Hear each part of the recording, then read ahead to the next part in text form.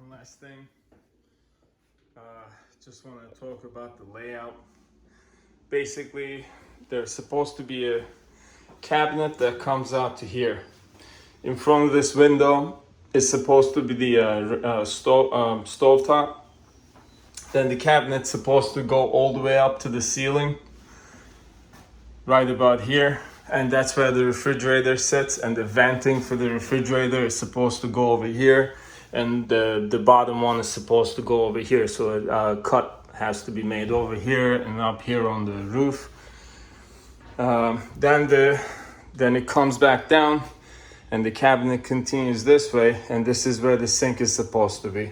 I do not have the sink yet. I wanted to get a small stainless steel sink that sits right over here with a faucet that sits right there. Just like the way I wanted to have the toilet, I wanted to have a container that you can pull out that collects the water from the sink. I purposely chose to go with smaller containers because I never really had it in mind to actually go a long distance with this vehicle. I just wanted to go to the beach and stay overnight, or for short stays.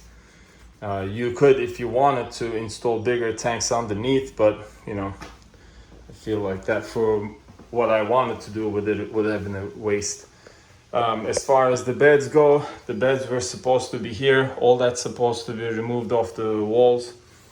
The queen size beds come out to about here, and the bottom one is supposed to be about like at this height right here, and underneath it would be the water tank.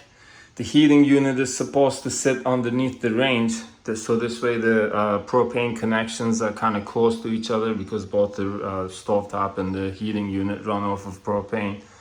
And also the refrigerator runs off propane, so all the propane connections would be made here underneath and go to the propane tanks, which are supposed to be located under there.